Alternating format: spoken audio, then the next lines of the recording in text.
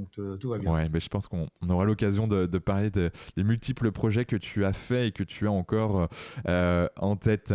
Alors, sans plus attendre, je t'ai fait une brève introduction, mais qui es-tu, Marc, vu par Marc? Qui je suis? Qui je suis? Eh bien, en fait, je suis, je crois, à la base, un enfant curieux, qui suis curieux de ce qui m'entoure, du monde qui m'entoure, plutôt réservé, plutôt timide, et qui s'est extraverti parce que justement pour faire des grandes courses, pour faire toute la vie que j'ai menée, j'ai été obligé de sortir de moi-même. Mais à la base, j'étais plutôt un enfant, et je suis resté d'ailleurs, curieux, donc créatif, imaginatif, s'intéressant à des sujets divers. J'adore découvrir un truc par jour. C'est pas c'est pas un mantra, c'est pas un exercice comme le sport, mais quand j'ai découvert un truc, un concept, une philosophie, un objet technique, une innovation, ça a fait ma journée, quoi. Enfin, je suis très très content parce que c'est comme ça que je vois le monde. Et ensuite, malgré des choses très dures qui ont pu m'arriver et une vie pas si simple que ça et assez chaotique de temps en temps, j'ai gardé, je crois, une espèce de, alors je sais pas, je prends aucune drogue, j'ai gardé une espèce de foi, si ce n'est en moi, ça n'a pas toujours été évident, mais dans cette vie, je la trouve merveilleuse, mais pas dans le sens BA un peu BA positif, ça n'a rien à voir, non, c'est plus être en vie, et quand je dis être en vie, c'est oui, justement, être mobile dans sa tête, mobile dans son corps, adaptable, perméable à ce qui nous entoure, et avoir l'envie, rebelote, d'avoir cette chance pendant 50, 60, 70 ans, 100 ans de participer à une aventure collective, on est plusieurs milliards, et de trouver son chemin au milieu de tout ça. Parce qu'on est tous différents, tous et toutes différents. Et voilà, c'est quand même la première des aventures, c'est celle-là, d'arriver à se réveiller. Et quand on est réveillé, c'est d'être dans l'état où on a envie d'être, hein, l'action, la réflexion, voilà, c'est plein de choses qui moi, qui sont toutes simples, que j'ai pu recroiser quand j'ai fait récemment là où j'ai été un peu autour du monde pour les peuples, à la rencontre des peuples de mer, où je me suis rendu compte qu'on pouvait avoir plein de façons d'être, et ça me va bien, ça doit correspondre à des choses que j'avais enfant et que nous avons souvent enfant et que nous oublions peu à peu sous la pression de l'extérieur. Et donc, du coup, j'aime presque envie de dire, mais en fait, c'est vraiment vivre la vie pleinement et ça se ressent, quoi. C'est vivre, tout à fait. C'est vivre, ne pas être dupe des choses, ne pas être. Ça aussi, c'est ma force. Oui, j'ai oublié une caractéristique principale qui a fait ma vie et qui me fait, c'est la liberté. Décidément. Une des caractéristiques, ça va passer. Une des caractéristiques principales, c'est la liberté, c'est d'être libre. Alors libre avec en responsabilité, en conscience. C'est-à-dire que je suis un esprit libre. J'ai un esprit critique aussi, mais je suis un esprit libre qui se promène dans différents domaines. Il y en a beaucoup de domaines. Et cette liberté, je l'ai gardée, je ne l'ai pas muselée. Je sais me contraindre, ça, il n'y a pas de problème, pour arriver à un objectif, pour qu'un projet naisse, pour une réussite, qu'elle soit sportive, entrepreneuriale ou autre. Mais je garde un esprit libre, c'est-à-dire que je ne rentre pas dans des chapelles, j'écoute tous les points de vue, tout ça. Et ça, cet aspect-là, cette façon d'être aussi, je pense, est très importante. Et c'est pour ça que donc j'aime la vie, j'aime vivre dans le sens actif des choses, même quand on est dans la contemplation, on est actif. J'aime vivre de façon active, mais en gardant prise sur moi-même. C'est-à-dire que je me laisse pas embarquer dans des trucs et des machins, on va dire comme ça.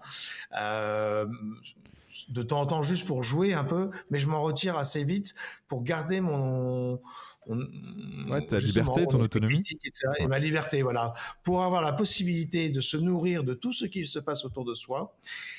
Et accessoirement, chez moi, c'est assez central, pouvoir le redistribuer après, pouvoir le transmettre.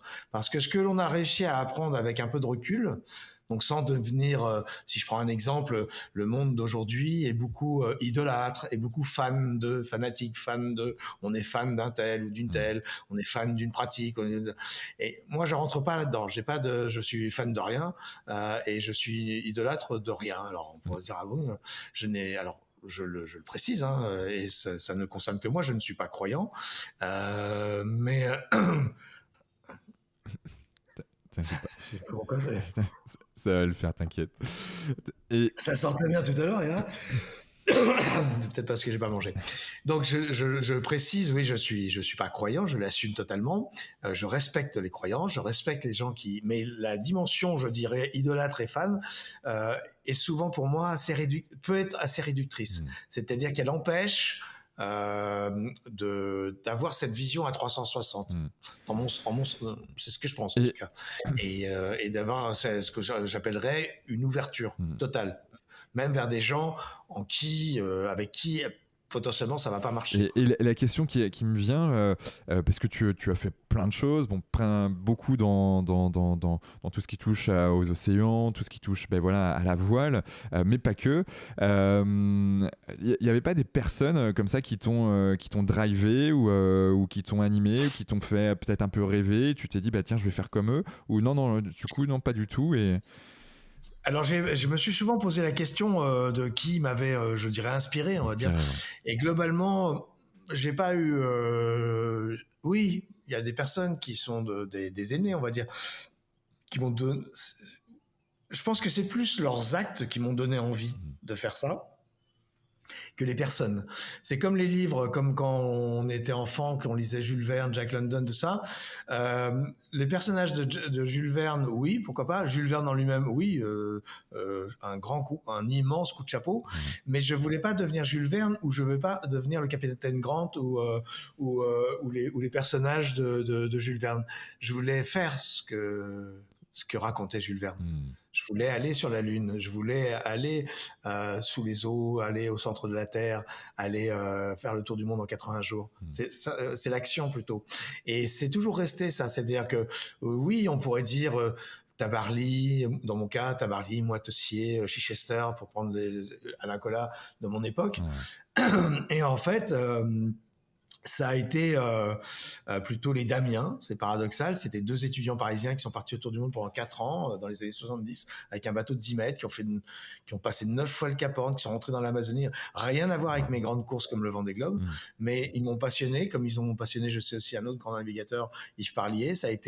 Ils m'ont plus inspiré que Éric Tabarly. Mais Éric Tabarly m'a inspiré pour la dimension course, pour la dimension, le panache, le fait qu'il ait battu le premier les Anglais, qui a fait que derrière lui, et c'est ça qui m'a inspiré, c'est son action. Ah, c'est dingue.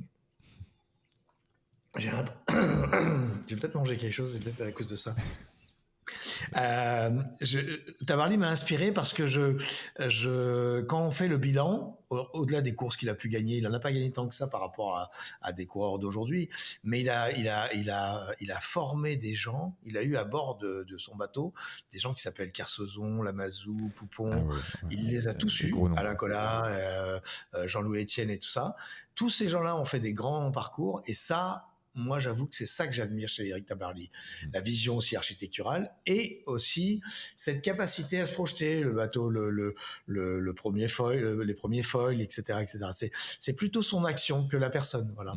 Donc, je fonctionne pas trop avec des gens comme Gandhi, comme Mandela, sont inspirants, mais c'est plus ce qu'ils ont fait. Vraiment leur action. Ouais. Je décorrèle ça presque de la figure.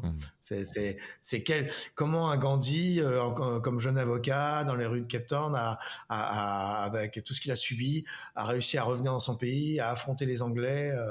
C'est la méthodologie qu'il a utilisée, qui certainement n'était pas écrite dans un livre de management à l'époque, et qui moi je me dis, comment ça peut nous venir à nous, Mmh. parce que ça lui est bien arrivé à lui, donc ça peut arriver à chacun de nous. Cette capacité qu'on va avoir, ah, ça c'est un de mes grands trucs, ça, voir plus grand que soi, Mmh. voir plus grand que soi. Ouais. Ça c'est quel que soit le projet. Et du coup, alors, voir plus grand que soi, est-ce que tu veux bien développer? C'est quoi pour toi, voir plus grand? Tu aurais un exemple peut-être concret? Est-ce que c'est de la spiritualité? Est-ce que c'est... Alors, je vais prendre un exemple tout simple qui va être plus facile ce petit matin. C'est moi. Tu l'as dit, je suis né à Paris, donc c'est pas vraiment un port maritime, Ouais. même s'il y a un bateau dans le blason. Donc c'est Paris. Je suis né d'une famille qui n'avait pas les moyens de faire du yachting. Ils n'étaient pas modestes, mais ils n'avaient pas les moyens de faire du bateau. Il n'y avait pas de marins dans ma famille, au-delà de grands-grands-parents qui avaient été amiraux, parce que la partie de ma mère est du côté de Brest, une famille de Brest d'officiers de marine, mais il n'y avait pas de marins et il n'y avait pas de sportifs surtout. Et moi, en tant que tel, j'étais pas sportif du tout. J'étais plutôt un dessinateur, créatif, bricoleur, etc. Et j'étais surtout asthmatique. Et j'avais un asthme énorme depuis mes premiers jours sur Terre. Donc finalement, je remplissais pas toutes les cases pour devenir coureur au large. J'ai été numéro 2 mondial à un moment, sportif de haut niveau, équipe de France, et j'en passe.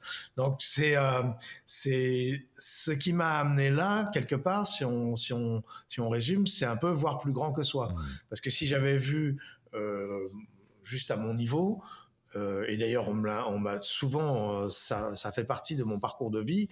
J'ai entendu le mot impossible ou ça va pas être possible, etc. Plus souvent que bonjour. Non, j'exagère, mais Ouais. je l'ai tellement entendu que ça en est presque drôle à arriver au stade où j'en suis. Et que ça soit pour les projets de voile ou d'autres, hein, entrepreneurial ou autres, ou d'école de voile et tout. Et en fait, c'est pas que j'ai voulu leur montrer que j'étais capable d'eux, quoique peut-être, mais c'était surtout essayer de s'élever au-dessus de soi parce que c'est génial.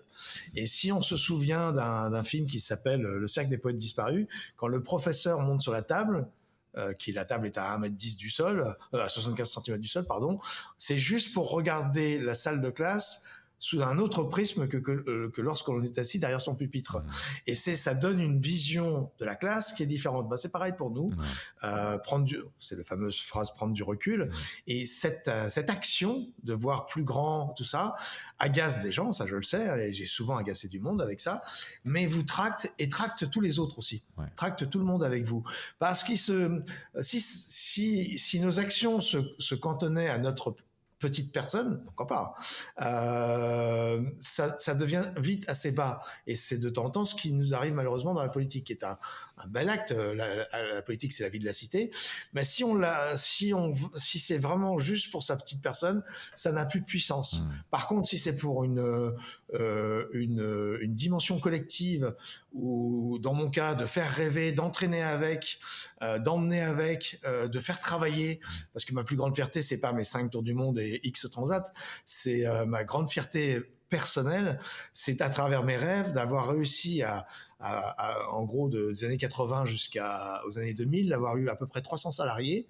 Et ça, c'est pas donné à tout le monde. Clair. Et ça, j'en suis fier, parce que c'était pas facile, parce qu'il y a eu des crises, parce qu'il y a eu tout ce qu'un chef d'entreprise peut traverser, toutes les difficultés possibles et inimaginables. Et de voir plus grand que soi a fait que ces personnes ont voulu venir dans mes activités, dans mes entreprises. En plus, ont généré elles-mêmes des entreprises après. Pour 60 d'entre elles, elles ont créé leur propre entreprise. Wow. Et c'est ça, quoi. C'est-à-dire qu'à travers un rêve de quelqu'un, et on peut prendre plein d'exemples autour de soi.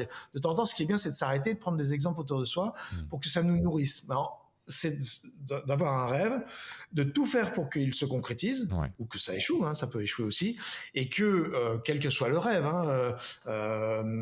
et bien on arrive à emmener avec. Alors moi, la chance, c'est que c'est un sport technologique, donc c'est un bateau, c'est comme une voiture, c'est comme une maison, il y a plein de fournisseurs, plein de prestataires, plein de métiers, plein de corps de métiers différents, donc c'est plus facile, il faut trouver les fonds, ça c'est le plus difficile, mais après, c'est plus facile de faire participer à notre rêve initial plein de personnes qui qui au départ, elles étaient dans leur coin. Des fabricants de moteurs, des fabricants de voiles, des fabricants de mâts, des fabricants de produits de santé, de nourriture, de tout, de panneaux solaires, etc., etc. Et tout ce petit monde fait une grande famille. Et on l'emmène dans la dimension suprême, je dirais, de voir plus grand que soi.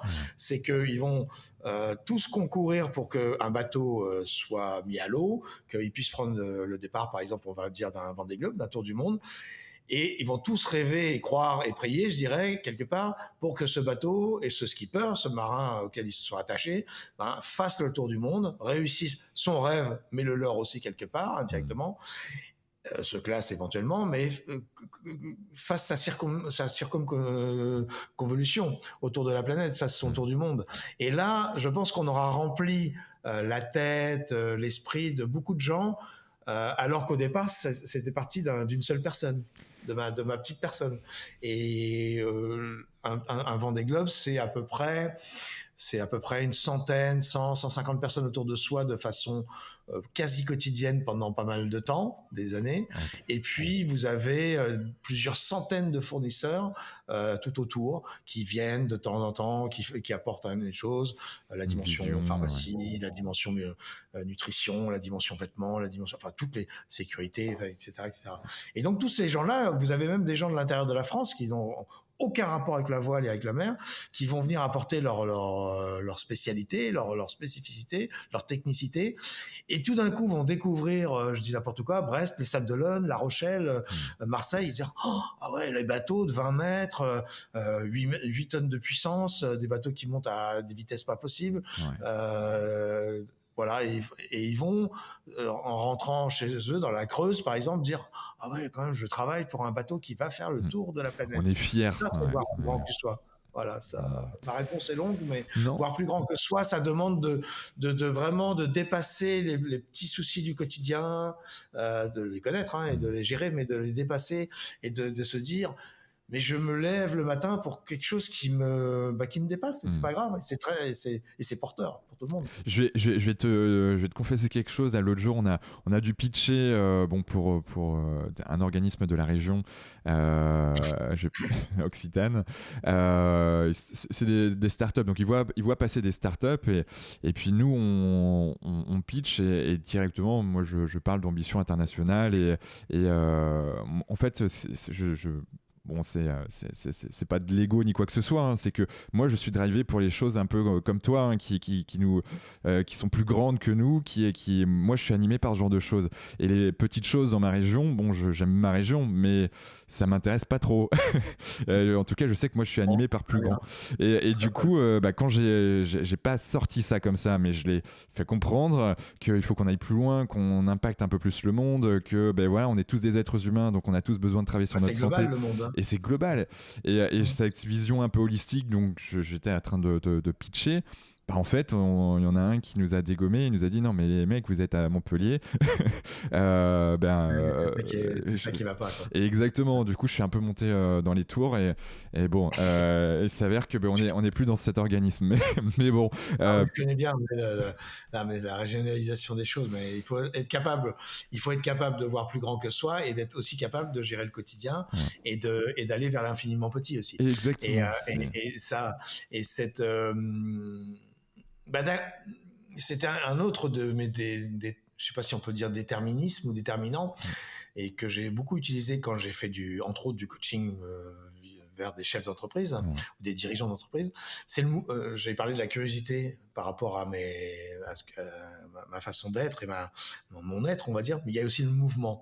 On parlait du global et de l'infiniment petit, et ce principe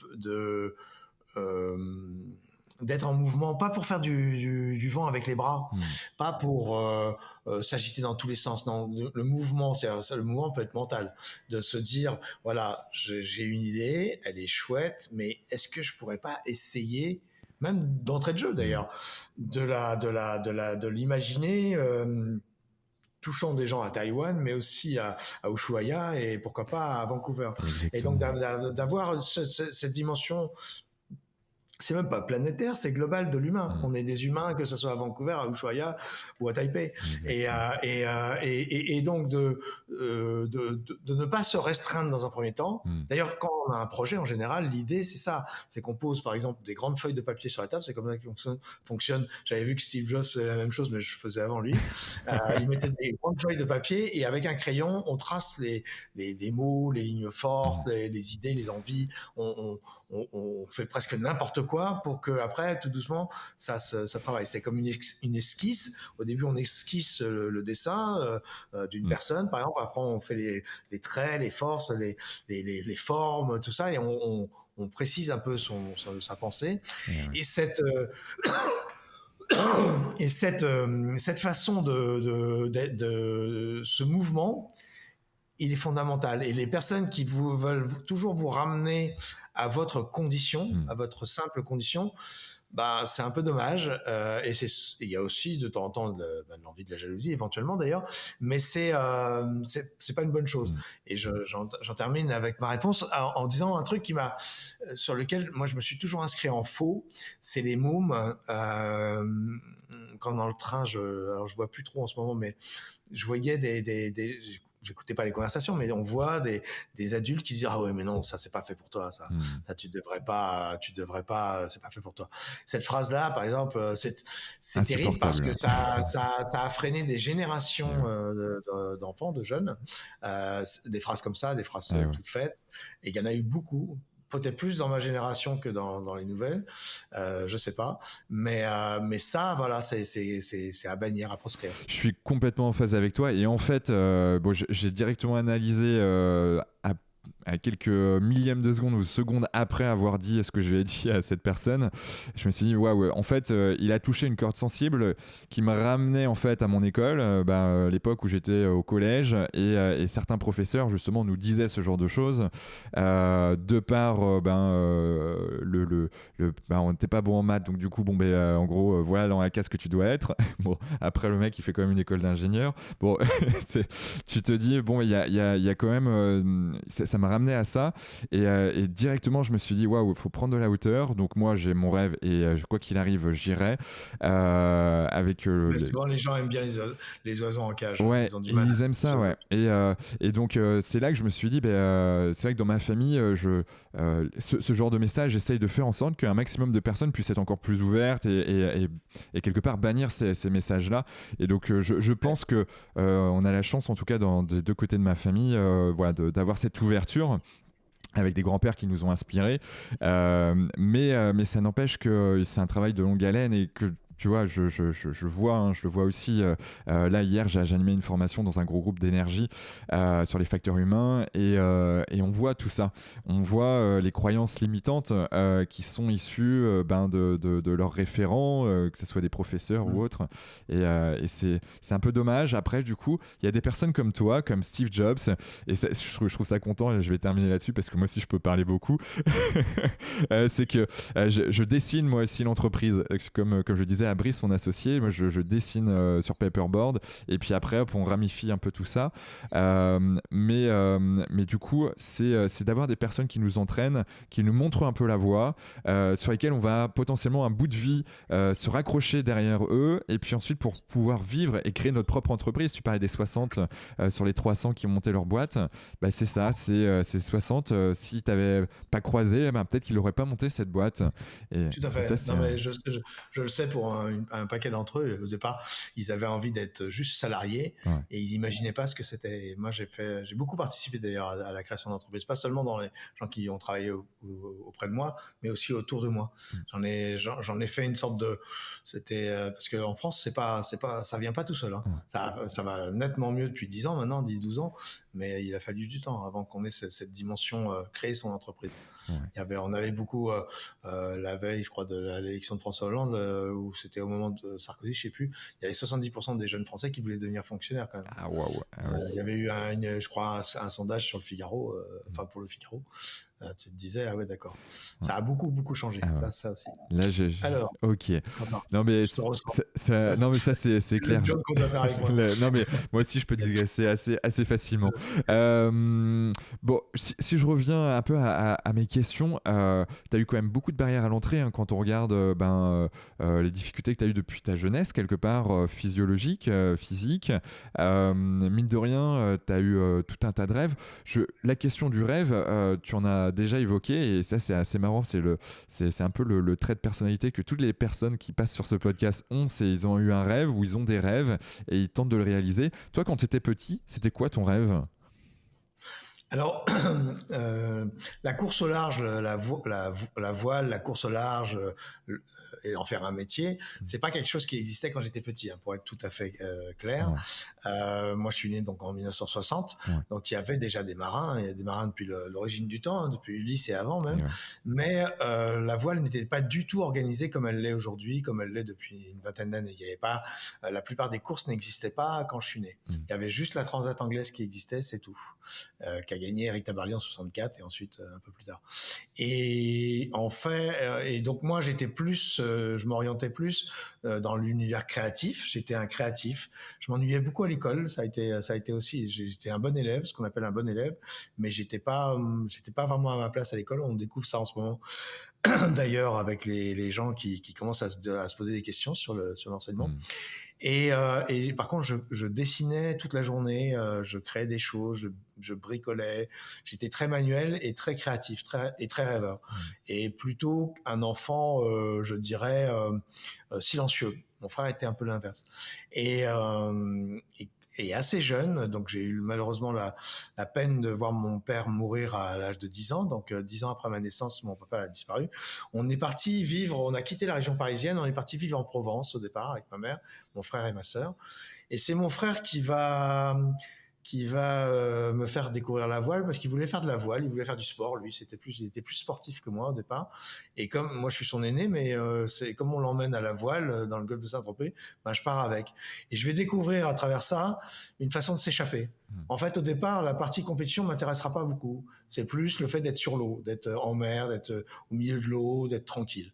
J'ai toujours eu ce tropisme-là d'avoir besoin de moments parce que ça s'agite dans ma tête, comme on dit, d'avoir ce calme. Ça me poursuit, cette histoire. Mais on fait pas sa vie en faisant de l'optimiste. Donc, quelques années après... En étant optimiste, pardon. Bon. Non, en faisant de l'optimiste. Oui, non, mais je sais, c'est juste pour le petit jeu de mots. Bateau. Et je discutais beaucoup avec ma mère parce que je l'assistais beaucoup parce qu'elle était jeune mère, veuve avec 3 enfants. Et je lui dis, Claire, je voudrais quitter l'enseignement classique, parce qu'en fait je faisais de la guitare, j'étais au conservatoire, je faisais de la guitare classique, et ma grand-mère était violoniste et professeure au conservatoire aussi à Paris. Et donc à chaque fois que je la voyais, elle m'emmenait voir un grand luthier, Étienne Batelot, qui s'occupait des violons de Isaac Stern, Yehudi Menuhin, des gens comme ça, Rostropovitch aussi pour son violoncelle. Et comme j'adorais le bois, j'étais passionné de bois, d'arbres et tout ça, quand j'ai vu ce qu'il faisait avec le bois, ça m'a vraiment inspiré. Les violons, les archets, tout ça, enfin, c'était magnifique. Et j'ai dit à ma grand-mère, c'est ce métier-là que je veux faire. Mais j'avais 13 ans. D'accord. Donc à 13 ans, on vous prend pas au sérieux. Mais j'avais j'ai toujours été quelqu'un de très déterminé. Ça se voyait quand même à 13 ans. Et ils ont pris ça un peu au sérieux quand même. Et ils ont cherché pour moi une école dans le bois parce qu'ils pouvaient pas me prendre dans l'atelier. J'étais trop jeune. Je rentrais pas on n'avait pas le droit d'avoir un apprenti de 13 ans, 13 ans et demi même.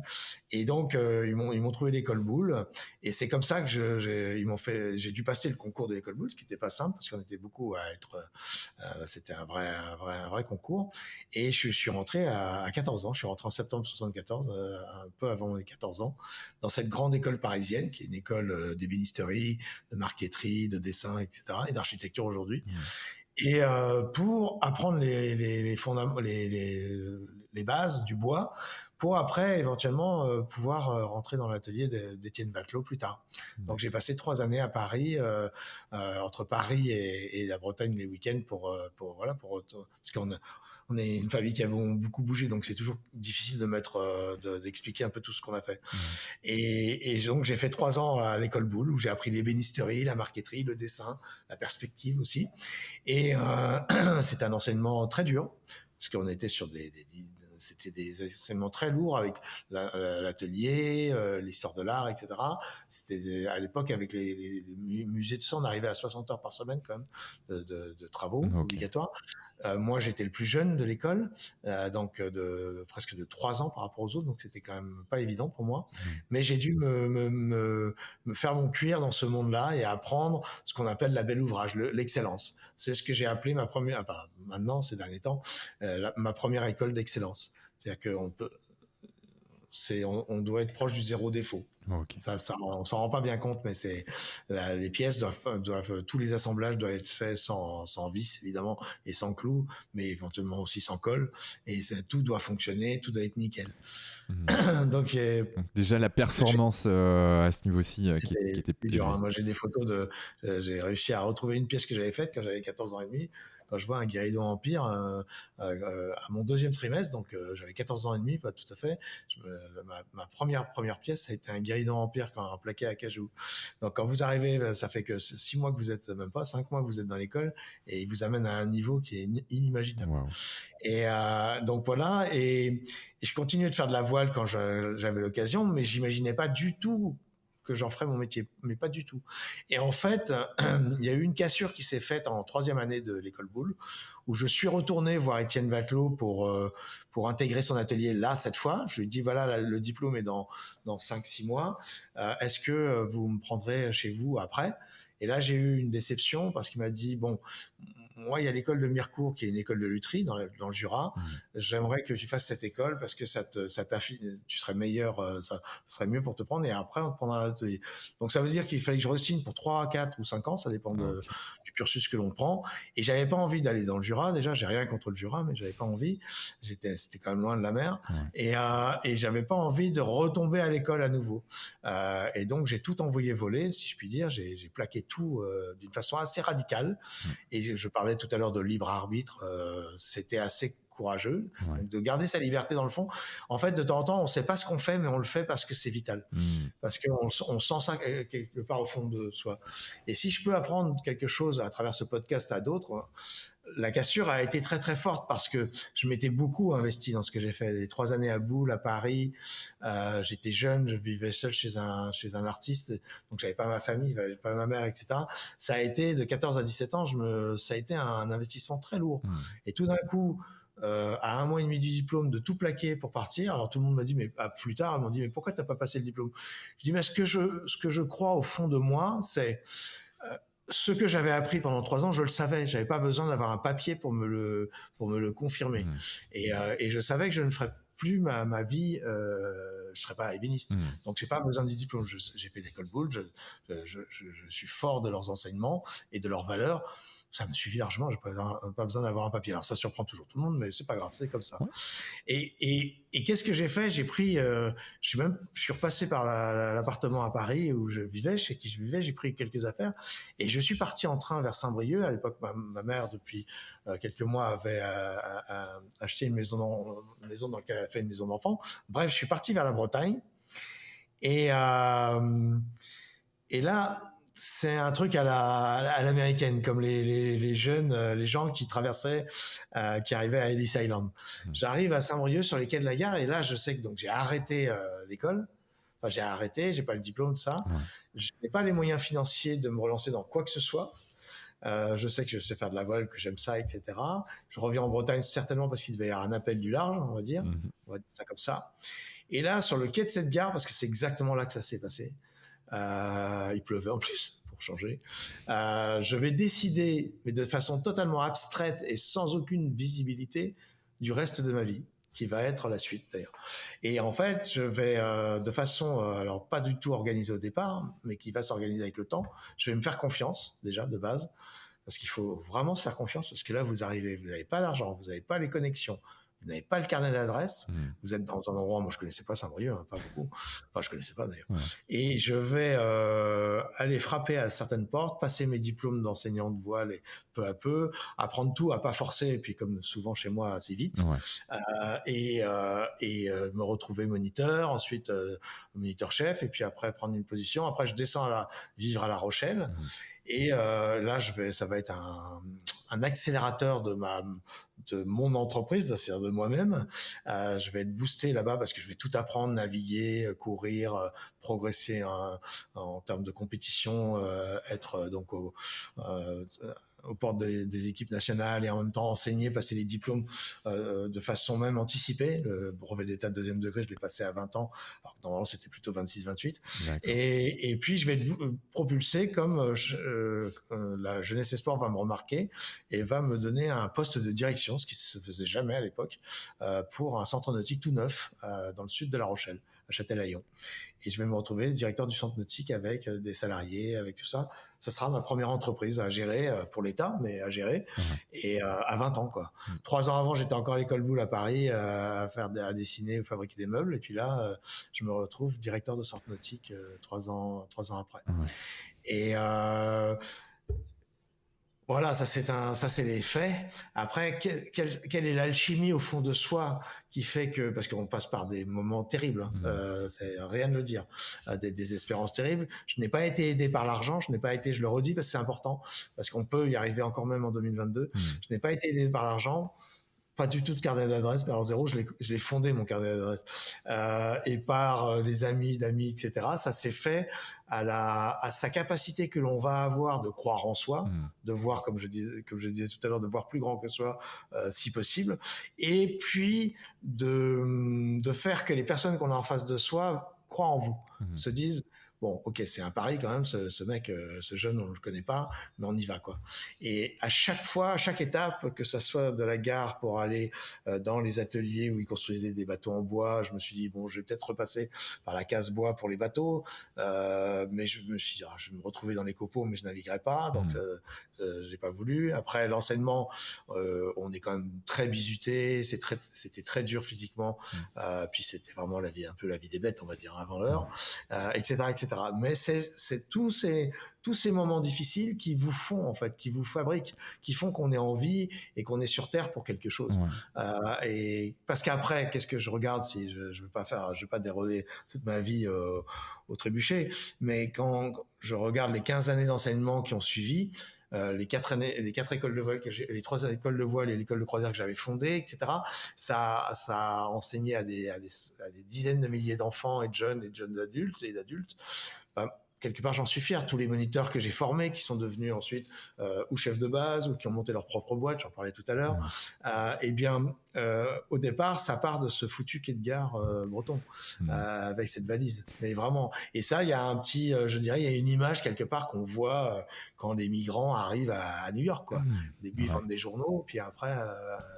Et ils deviennent concierges d'un immeuble, et puis un jour ils rencontrent un mec qui leur dit occupe-toi de ma voiture, et après ils ont un garage, et après un garage ils ont une concession. J'écoutais une histoire de Andrew Carnegie. Alors c'est pas Dale Carnegie qui a écrit notamment un livre qui veut comment se faire des amis, qui est assez connu, qui est un des best-sellers mondial, mais Andrew Carnegie qui est Carnegie Hall.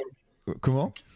Le Carnegie Hall. Ouais, exactement. Et puis en fait, il est parti de Irlandais qui part avec sa famille sans un sou aux États-Unis et qui devient l'homme le plus riche à un moment donné du monde. Et donc ça, c'est assez dingue. Mais après, tu as raison de relever ça, la partie argent. Mon moteur n'a jamais été l'argent. Ouais. Faut le savoir. Ça, je demande pas aux gens qui écouteront ce podcast de faire ça, mais moi, ça n'a jamais été l'argent. Et ça ne l'est toujours pas d'ailleurs. Ça a été toujours les projets. Ouais. Et puis surtout, de vivre et de voir des choses que je n'avais pas vues. D'où aussi cette mouvance, la Provence, la Bretagne, la Rochelle. J'ai La été liberté, la curiosité. Paris, le Brésil, l'Italie et puis tous les pays du monde. Et puis après, là, je viens de vivre à Marseille longtemps. Maintenant, je vis à Toulon. C'est de vivre des choses que je n'avais pas vues ou que je n'avais pas vécues dans des endroits que je connaissais pas. Et pour que je comprenne, parce que c'est vrai que la question était sur le rêve. Toi, quand tu es arrivé sur le quai de gare de Saint-Brieuc, tu savais que ça allait être la mer, que ça allait être dans cet écosystème, ça allait être la voile. Mais est-ce que tu as une image? Est-ce qu'il y a quelque chose, comment ça s'est matérialisé et tu t'es dit, bon, bah, c'est comme ça. Donc, bon, après, le fait de se dire ça et de se dire que bon, moi, je vais travailler dans la voile, par exemple, c'est un fait. Mais toi, t'as quand même cette capacité à voir encore plus loin, plus grand. Toi, là, à ce moment-là, t'avais quoi en tête? Tu te souviens? En fait, Quentin, quand on est petit, quand on commence à faire ses premiers pas entre le canapé du salon et la porte, on ne sait pas ce que ces pas vont vers quoi ces pas vont nous mener finalement. On ne sait pas qu'on va devenir Usain Bolt, par exemple. Quand on se casse la gueule sur la moquette ou au pire sur les tomates, parce que c'est plutôt sur les tomates, 2-3 fois pour essayer de marcher, tout ça, on a juste envie d'avancer. Et je dirais que on dit souvent l'appétit vient en mangeant ou les idées viennent en marchant. Je conseille à tout le monde de marcher beaucoup parce que ça permet de bien réfléchir et de bien travailler ses idées. Je dirais que les idées ou les situations me sont venues au fil de mon avancée. Simplement, il ne faut pas se désunir soi-même, c'est important. Et il faut avoir gardé un fil directeur, même si on part dans tous les sens. On parlait tout à l'heure, c'est rigolo parce que moi aussi, j'ai une tendance à digresser, je suis ce qu'on appelle quelqu'un de multicanal et j'en passe et des meilleurs, mais j'ai gardé un fil, où ce fil s'est gardé malgré moi d'ailleurs, de temps en temps je me demande, et là je viens à la réponse à ta question, finalement ce rêve il s'est constitué, il s'est créé, il n'était pas existant, parce que la course au large, si on regarde la course au large à un instant T, aujourd'hui, les courses, la Route du Rhum, le Vendée Globe, la Transat Jacques Vabre, la Solitaire du Figaro, la Coupe de l'América, etc., qui est la plus vieille compétition sportive, donc elle existait avant moi, quoi. Mais la plupart des compétitions, l'organisation des équipes sportives, le sponsoring, tout ça, n'existait absolument pas en 77. Quand je suis parti là-dedans. Donc c'est pas vers ça que j'allais. Je savais pas que j'allais participer. Je suis un des participants, je suis pas le participant, avec les Poupons, la Mazou, des Joyaux plus tard, Jourdain, Le Cam, Artaud, même Tabarly quelque part, à la création et ça aussi c'est quelque part j'en tire la fierté aujourd'hui en me disant à mon niveau, avec au départ l'enseignement ensuite et en parallèle de la course, parce que pendant que j'enseignais, je courais, je faisais de la compétition, j'essayais j'ai eu des titres et tout ça, et j'essayais surtout d'aller aux Jeux Olympiques. Et puis la course au large continuait, elle naissait, on participait nous en essayant les bateaux et tout ça, à La Rochelle surtout, mais il n'y avait pas de plan de carrière, on va dire. Il n'y avait pas ce système qu'on a aujourd'hui où, par exemple, si je prends la course au large, les jeunes, maintenant, ils n'imaginent pas du tout faire de la course au large de Vendée Globe sans passer par la Mini Transat, la Solitaire du Figaro, par exemple, pour les Français, etc. Ils se sont fait une sorte de chronologie. Nous, ça n'existait pas. On prenait les courses comme elles venaient et si elles n'existaient pas, on les créait. Là, je parle d'une façon générale, je m'inclus, alors que je ne suis pas créateur du Vendée Globe, mais je sais comment le Vendée Globe s'est créé. Il s'est créé dans un bistrot en Afrique du Sud entre 3 coureurs, entre Titon Lamazou, Barty Reed et Philippe Gentot.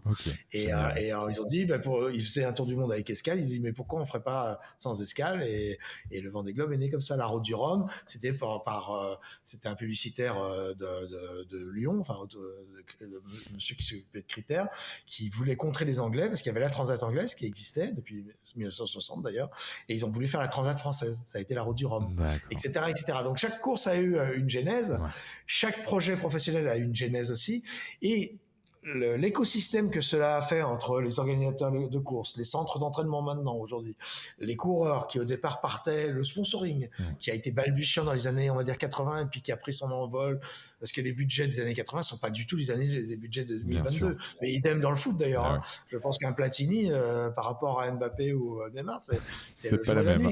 C'est clair. Et dans tous les sports comme ça. Donc ça, on a participé à un écosystème, et surtout ce qui est important, puisque c'est aussi vers les entrepreneurs qu'on parle là, on a un écosystème qui s'est créé au fil du temps, qui continue de se créer d'ailleurs. C'est ça qui s'agrémente. La France est numéro 1 mondial dans le nautisme. C'est pas rien.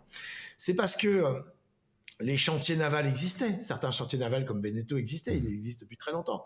Mais le fait que Tabarly ait battu les Anglais, que la plaisance soit en train de naître, ça a fait que la concomitance entre le monde des coureurs, le monde des chantiers, de la plaisance, etc., la société, d'une façon générale, qui allait vers le loisir dans les années 70, on est plus une société de loisirs aujourd'hui que dans les années 50-60. Les gens, après-guerre, ils n'avaient pas trop le temps en loisirs. Ils faisaient des sports basiques comme le cross, le foot ou le rugby, mais ils faisaient pas, et un peu d'automobile et tout, mais il n'y avait pas cette dimension loisir qu'on a aujourd'hui. Et donc, toute cette concomitance-là a créé un écosystème dans le monde du nautisme de course et le nautisme d'une façon générale, dans le maritime, qui a fait que moi, j'y ai pris ma place et j'ai accompagné tout ça de 77 à aujourd'hui.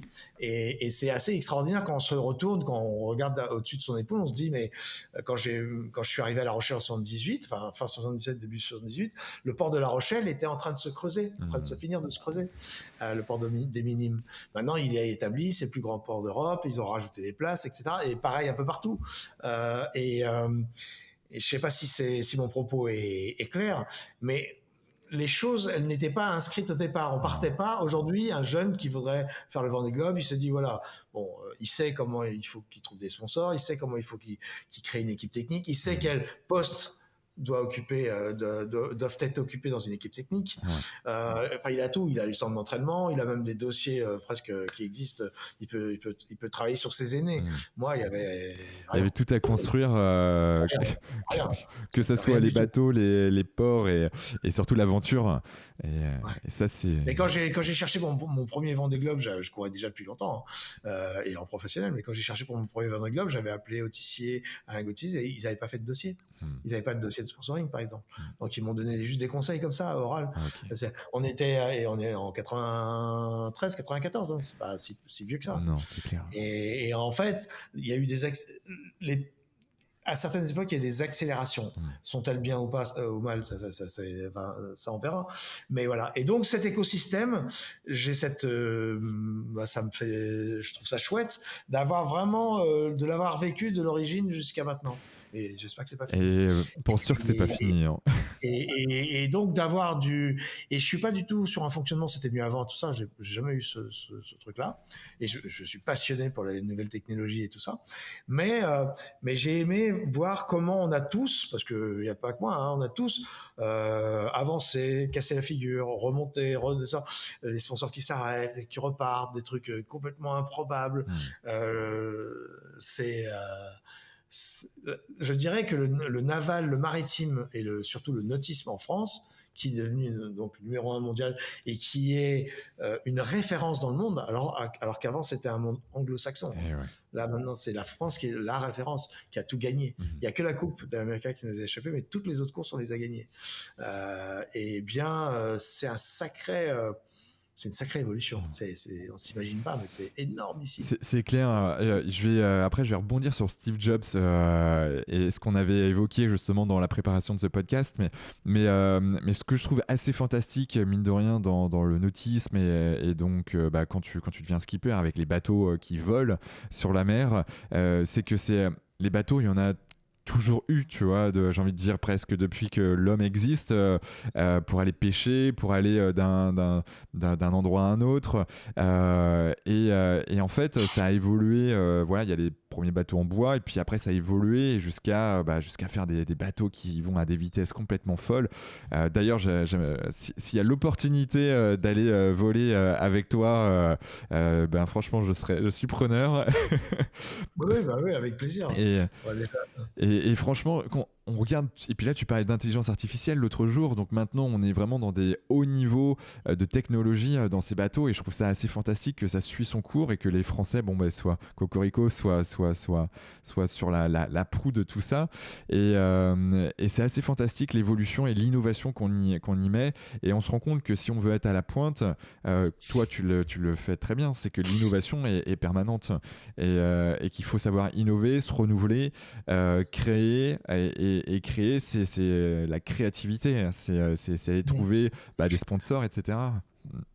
Là, dans l'écosystème nautique et l'écosystème, on va être plus précis, de la course, quand je disais voir plus grand que soi, le fait qu'un type comme Eric Tabarly, il a eu plein de types de bateaux, des bateaux en bois traditionnels jusqu'à des bateaux en alu à l'époque, parce qu'après sa vie s'est arrêtée, et les foils, du bateau vraiment lourd qui est à l'ancienne et tout ça, les plans Fife et tout ça, jusqu'à l'hydroptère, enfin jusqu'à l'hydroptère ou jusqu'à aussi le bateau à foil Paul Ricard. C'est cette capacité qu'a l'humain. Moi, c'est pour ça aussi que moi j'appelle ça foiler, le foil en mer, j'appelle ça le vol marin. Et je repense toujours au Far Wright qui ont fait les deux frères qui ont fait voler le premier avion, hein, vraiment. Alors il y avait plein de monde qui essayait de voler dans le son. C'est-à-dire d'arriver à quelque chose qu'on connaît pas. Et qu'est-ce qui me passionne moi dans cette histoire, c'est que oui, on navigue depuis la nuit des temps, vraiment la nuit des temps, depuis qu'on a jeté une écorce dans l'eau et qu'elle a flotté, qu'on s'est dit tiens, on pourrait monter sur cette écorce. On navigue sur l'eau, et l'eau sur notre globe, c'est 4/5 de la planète. Et l'eau, c'est le lien entre tous les continents, entre toutes les civilisations. Qu'on le veuille ou non, c'est ainsi. Eh bien, on a été sur l'eau de plein de manières, voire même il y avait déjà des trimarans et des catamarans en Polynésie dans un temps très reculé. Mais le fait de s'inscrire dans une dimension onirique, technologique, etc., de s'élever au-dessus de l'eau, de s'élever au-dessus de la surface, tout en restant un bateau, c'est pas un avion. C'est-à-dire que ce qui est beau aussi dans la voile, et c'est ce qui me fascine depuis que je suis petit par contre, et ça n'a pas de lien avec la compétition, c'est qu'on arrive à faire déplacer un véhicule, un objet, un voilier, quelle que soit sa taille, avec deux fluides, l'eau et l'air. C'est-à-dire que si on enlève l'eau, c'est plus un bateau, il tombe. Si on enlève l'air, il avance pas. Et donc, c'est la concomitance des deux fluides qui fait...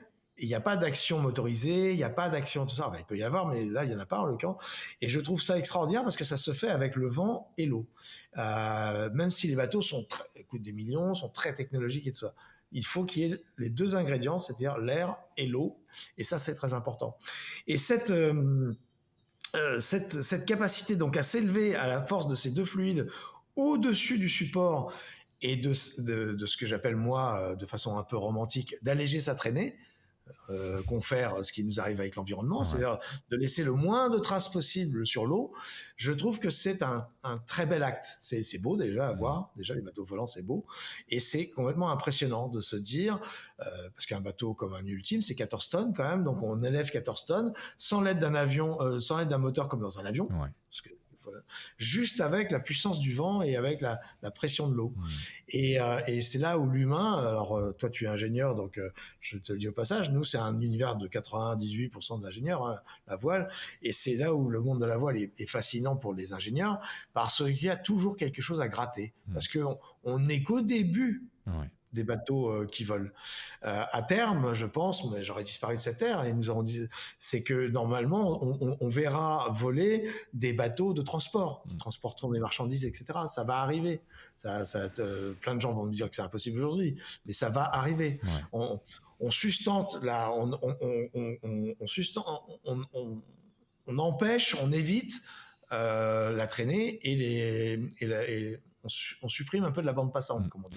Et ça, c'est très intéressant comme sujet. Ouais, bah, l'écologie nous oblige quelque part, mais tant mieux à créer, repenser des modèles en fait qui étaient très très anciens et les adapter en fait au goût du jour avec l'écosystème. Tu parlais de ces paquebots, en effet ces paquebots traînés par des foils, des voiles plutôt.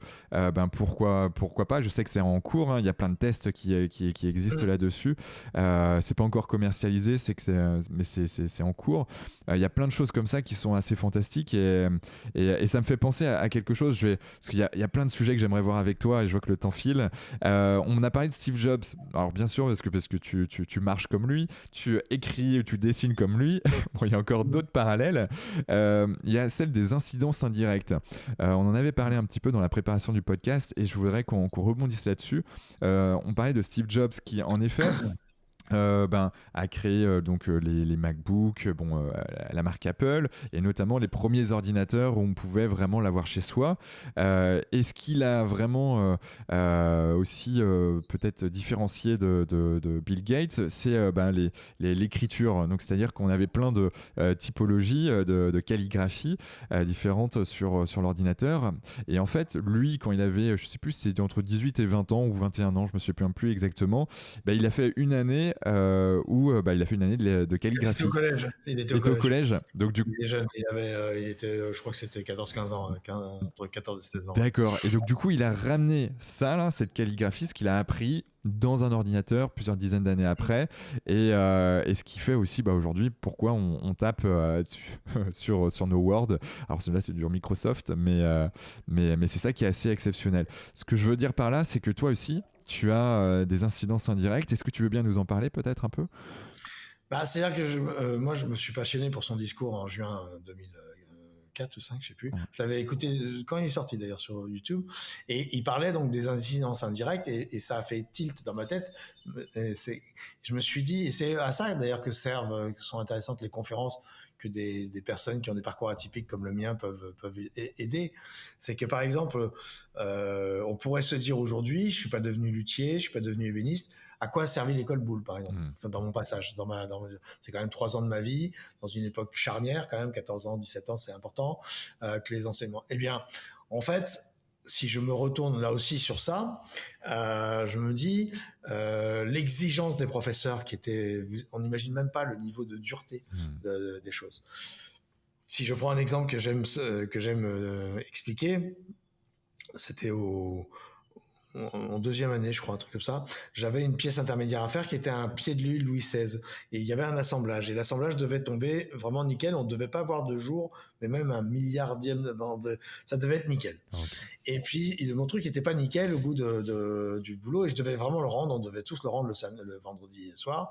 Et j'ai pris de la colle avec la sueur de la texture du bois en question. Je l'ai passé, je l'ai poussé. Enfin, on voyait rien. On voyait pas la micro-fente qu'il y avait. Et le prof d'atelier prend la pièce, la passe je savais pas qu'il avait un infrarouge, et la colle, ça devient mat sur l'infrarouge. Donc on voit que c'est pas un assemblage franc.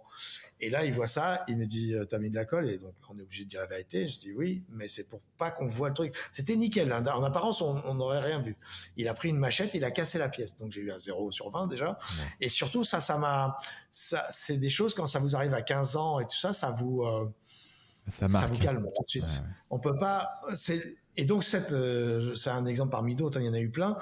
Cette expérience de Boulle, la belle ouvrage, comme je disais tout à l'heure, qui est un terme réel en français, la belle ouvrage, l'amour du travail bien fait, la précision, la concentration, on en parlait tout à l'heure. La marketrice, c'est de la concentration. On travaille avec des micros, machins, tout ça. La dureté, le sens de passer des heures pour faire un truc là où aujourd'hui on consomme ça en 2 minutes. Eh bien, ça m'est resté, je crois. Et en termes d'apprentissage indirect, c'est là. Et ça m'a aidé alors c'est pas moi tout seul qui ai construit mes bateaux, c'est mes équipes techniques, mais j'avais une capacité à passer derrière eux, à donner des niveaux d'exigence qui m'ont ça a été souvent dur pour mes équipes, parce que j'étais quelqu'un de très, comme je le suis avec moi-même, je l'étais avec eux, donc ça n'a pas été toujours simple. Ça. Mais si on regarde bien pour élargir un peu le propos, souvent, et je le souhaite pour les personnes qui écouteront le podcast, on a eu un professeur ou une professeure qui a changé notre vie. C'est fréquemment, ou un grand-parent, ou quelqu'un de l'entourage familial, par exemple, qui va vous orienter, c'est aussi une incidence indirecte. C'est-à-dire qu'en fait, quand on prend l'histoire d'Albert Camus, elle est passionnante, son discours en Suède au prix Nobel de littérature, où il parle de son professeur qui a cru en lui. Et c'est parce qu'il y a eu ce professeur qui a cru en lui, c'est un peu indirect quelque part, même s'il est devenu écrivain, mais qu'il a pris confiance en lui par rapport à sa condition d'origine. Il était pauvre, une mère qui était sourde, et d'une condition pas du tout éduquée, cultivée, etc. Et lui, il va faire cet homme qu'il est devenu. Eh bien, je trouve que c'est aussi, au risque de me tromper, une incidence indirecte. Et on a toujours des incidences indirectes si on est capable, là aussi, de retourner un peu dans sa boîte à outils. De les voir aussi, ouais. On peut avoir des enseignements on se dit, qu'est-ce que je fous là ce jour-là, je pourrais tellement bien dans l'herbe à compter fleurettes à Jessica, non je rigole. Et en fait un jour c'est des tiroirs. Ce que je disais souvent à mes moniteurs en école de voile, je disais, mais vous avez l'impression de parler dans du vide. Détrompez-vous. Les enfants entendent ce que vous dites la plupart du temps, mais ils ne s'en servent pas tout de suite. Et un jour on on réinvite, on reconvoque. C'est ce que dit très bien Steve Jobs par rapport à la calligraphie. On reconvoque quelque chose qu'on a su faire ou qu'on a entendu ou qu'on a vu. Tout ça, on se dit, ah mais là j'ai vu comment il faisait là sur le surf, il mettait ses pieds comme ça, plus en arrière, etc. Et on le fait parce que c'est des incidences indirectes. Et sur une carrière, c'est plus parlant que juste un fait ou un acte.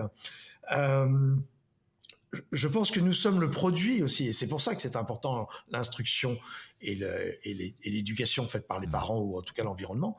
On est le produit quelque part, qu'on le veuille ou non, même si on peut tourner le doigt tout ça, de ce qui nous, du trajet que nous avons parcouru sur Terre.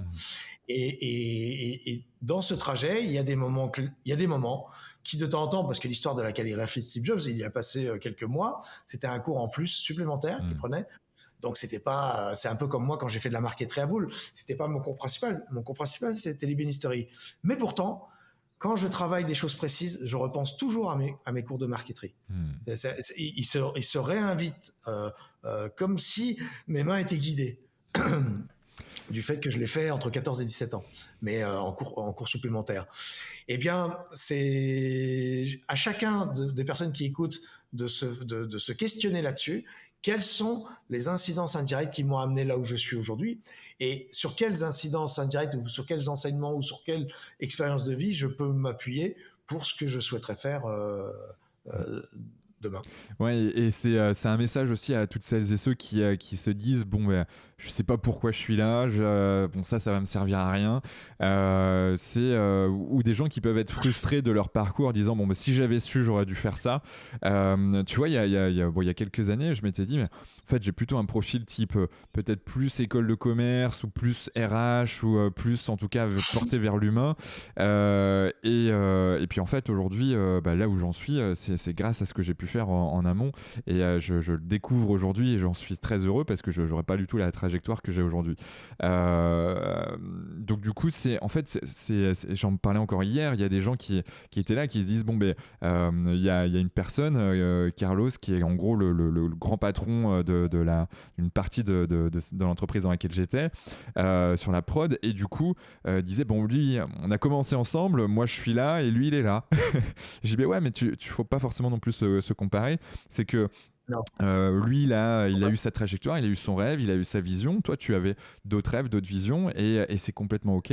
Mais par contre, regarde ce que tu as pu faire, et aussi pas que dans ton monde professionnel pur et dur, parce que bon, après c'était très salarié, mais du coup, il a fait plein d'autres choses qui sont gigantesques au niveau de la nutrition à côté, parce qu'il était passionné. Bon, il n'était pas en mode entrepreneur, mais c'est des passions, quoi.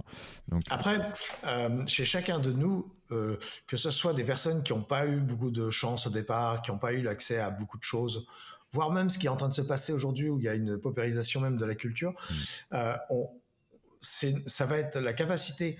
C'est un peu comme l'histoire des enseignements qu'on a eus, qu'on reconvoque. Par exemple, moi, j'ai toujours bluffé mes préparateurs physiques, parce que je suis un gros feignant pour la préparation physique, et j'en fais quand même parce que j'ai pas le choix, quoi. L'âge de 17 ans, depuis l'âge de 17 ans, je fais du sport malgré moi. Quand les gens me posent la question, ils me disent vous faites du sport? Je dis non, 6 litres de rouge par jour. Non, je rigole en disant ça parce que c'est pas vrai. Mais les préparateurs physiques que j'ai eu successivement m'ont dit mais c'est impressionnant. Tu repars de nulle part et tu remontes comme ça, quoi, comme qui rigole. Parce que c'est en nous, en fait. Et quand on a fait quelque chose, ça revient. On dit toujours le vélo, on monte sur moi. Eh bien, il faut fonctionner de la même façon physiquement, on va dire, mais aussi intellectuellement. Ça ne veut pas dire que ça va être facile. C'est un peu comme les gens, les personnes, qui parlent une langue. Souvent, quand on parle bien une langue ou une ou deux langues, on peut en parler 8, 10, 15. C'est la même méthodologie. Quelqu'un qui sait parler des langues. Donc, mais c'est des trucs indirects. C'est-à-dire qu'on sait bien parler anglais, par exemple, ce qui n'est pas malheureusement mon cas, mais on peut arriver à parler de... Moi, par exemple, quand je suis arrivé au Brésil, je parlais assez bien italien, parce que j'avais été beaucoup en Italie, j'avais travaillé pour les Italiens, et je me suis servi de mon italien, donc un truc indirect quelque part, pour apprendre le portugais, et que j'ai appris, que je parle couramment, etc. Et je l'ai appris dans la rue grâce à mon italien. C'est-à-dire le mix entre des morceaux de français, le côté latin et puis l'italien m'ont aidé à préempter le portugais.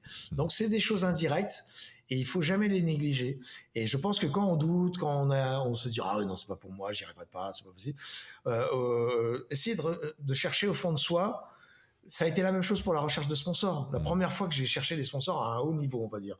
Je cherchais pour les courses du Figaro, pour la Transat 650, etc. Mais quand j'ai voulu faire mon premier Vendée Globe, là, on passait un cap qui était énormissime. Il fallait passer de 100 000 francs, on était en francs à l'époque, dans les années 90, il fallait que je trouve 12 millions de francs. Pour moi, ça me paraissait, c'est même pas un mur, c'est carrément l'Everest en tongs, quoi. Et donc, j'avais croisé un copain de mon frère, parce que mon frère a fait Sciences Po, qui a fait lui HEC et Langso, et il m'avait dit, non, tu sais, Marc, entre 100 000 francs et 12 millions, c'est pareil. Je lui ai dit, oui, c'est facile. Et bon, quand on vous a dit ça, on vous a rien dit parce que vous êtes toujours tout seul face à votre projet. Donc j'ai essayé de séduire et tout. Et à un moment, j'ai réfléchi en moi-même. Qu'est-ce qui fait on revient finalement au début du podcast. Qu'est-ce qui fait ma personnalité? Qu'est-ce qui fait ma personne? Et qu'est-ce que j'ai de différent vis-à-vis des autres que je peux, entre guillemets, vendre à un sponsor ou à des sponsors pour qu'ils croient en moi pour aller faire ce tour du monde qui à l'époque n'était pas médiatisé comme aujourd'hui. Et ben je me suis dit, la créativité, c'est ce qui fait mon fonds de commerce depuis toujours, finalement, c'est d'être créatif, d'avoir dessiné, d'avoir fabriqué des meubles, d'avoir même fabriqué des bateaux. À l'époque, j'avais déjà commencé à fabriquer des bateaux. Donc, c'est cette créativité. Donc, plutôt que d'aller sur le marché vendre des muguets pour avoir les 12 millions de francs, je me suis dit, je vais créer un jeu de société. J'avais jamais créé de jeu de société. Donc, j'ai fait appel, je vais pas rentrer dans le détail du jeu Captain Mark, mais j'ai fait appel à une forme d'incidence indirecte, c'est-à-dire ma créativité, mon sens du dessin et mon sens, oui, c'est ça, de la création. Se servir de la création, donc créer un jeu de société qui serait vendu, et avec cette vente, je financerai mon tour du monde pour la faire courte. Et je pense que chez chacun de nous, on a un truc au fond de soi, ou des trucs au fond de soi, qui font que par exemple, une autre incidence indirecte que je trouve très belle, c'est Olivier Rollinger, qui est un grand chef de cuisine en Bretagne, qui a les 3 étoiles et ça, qui avait fait des études de chimie, et qui s'est servi de ses études de chimie dans sa gastronomie. Et c'est vrai que l'alimentation, la nutrition, et notamment la gastronomie, elle est ultra technique, que ce soit sur la température, que ce soit la mixture, que ce soit les différents... tout ce que tu dois mettre en place. Les assemblages, ouais, non, mais il y a des choses assez fantastiques. Donc, Et donc, ce concept d'incidence indirecte, je pense il est très intéressant, voire passionnant, et c'est vrai que je tire mon chapeau à Steve, à mon ami Steve, d'avoir... Non, mais la façon dont il en a parlé, parce que les 3 thèmes qu'il a abordés étaient vraiment importants, et la façon dont il l'a abordé était très positive et très inspirante. Et la preuve, c'est que moi, ça m'a fait... C'est ce que je souhaite avec ce podcast, ça m'a fait réfléchir en me disant, mais toi, c'est quoi tes incidences indirectes? Puis là, j'ai trouvé tout de suite. Et je me suis dit, en fait, il faut cultiver. D'ailleurs, il y a un mantra comme ça, cultive ce que tu es, ou je sais pas quoi. Ça, t'as des grandes phrases un peu, mais c'est vrai, cultive un peu ce qui te fait. Oui, il y aura des chutes, oui, il y aura des pleurs et des larmes, et il y aura des sourires et puis la fortune au bout de la route. D'ailleurs, en parlant de ces faits, de ces émotions, tu en as vécu des fortes, et notamment à l'âge de 30 ans, où tu as été fauché par ton baume, sur ton bateau de course, projeté en mer, inconscient. Après de longues recherches, on t'a élytreuillé. Le bilan est relativement lourd. Noyade en stade 4, eau dans les poumons, double trauma crânien, arrêt cardiaque, état de mort clinique. Et pour autant, t'es là, t'as vécu 1000 vies après celle-ci. Comment ça tu l'expliques, et qu'est-ce que ça t'a forgé justement ce périple? Ouais, c'était donc là tu as relaté l'accident, à la course de l'EDEC en 1990, alors que j'allais avoir 30 ans, donc on est en pleine voilà. Ça a été aussi un accélérateur, c'est ça qui est je l'ai pas fait sciemment. C'est-à-dire que en fait quand je me suis retrouvé sur le lit d'hôpital à la Salpêtrière à Paris, on m'a dit vous remonterez pas sur un bateau, ça c'est sûr. C'est un professeur en médecine qui m'avait dit ça à l'époque. Il m'a dit mon avis, vous ne monterez jamais sur un bateau. Et donc, moi, sur le coup, ça a été très dur parce qu'il le disait devant plein de monde. Et ça m'a écrasé dans mon lit. Je savais pas ce que j'avais. Je n'étais pas encore relevé de l'accident. J'avais pas marché, donc je savais pas ce que j'avais réellement. Et personne ne me le disait. Exactement, on va dire. Et donc, ça a dû avoir un effet de booster. indirect. Là, par contre, on parle d'incidence indirecte. Ça a été aussi, je pense, indirectement un truc que tout ce que j'avais pas fait avant, donc les tours du monde, je les avais pas entamés avant. Transat, j'avais déjà fait une, mais ça a été un accélérateur de ma carrière de course au large professionnelle. Alors, j'avais recommencé, je courais sur les grands bateaux, sur des maxis, j'avais fait un peu partout, sur tout type de bateau, mais j'avais pas encore pris totalement en main mon destin. J'avais pas trouvé les fonds et tout ça. Et là, tout d'un coup, comme s'il y avait l'urgence à vivre, parce que je suis pas vraiment passé pas loin, eh bien, j'ai tout. C'est aussi à ça que servent des accidents de ce genre, et c'est aussi à ça que servent quand on peut l'expliquer, on peut, enfin pas expliquer l'accident, mais en parler, dire ce que l'on a ressenti après, ce que l'on a fait de ça. Parce que finalement, c'est vrai, on voit de plus en plus, et tant mieux, parce que moi, je suis un handicapé, parce que je suis sourd entièrement de l'oreille gauche, et j'ai un acouphène 24 heures sur 24 à 100%. Donc, j'ai vécu avec depuis l'âge de 30 ans, et donc depuis 32 ans, je vis avec ça. Et j'ai fait avec, et il y a des moments où c'est vraiment pas simple. Mais quand on voit, et c'est génial pour ça, et on voit pas mal d'ailleurs sur LinkedIn, tous ces gens qui ont un handicap ou un autre, et que ça n'arrête pas pour faire ce qu'ils veulent faire et tout ça. Ça, c'est une belle leçon de vie. Donc ça, moi, je l'ai fait aussi à ma façon, sans faire pleurer dans les chaumières, sans attirer l'attention sur moi.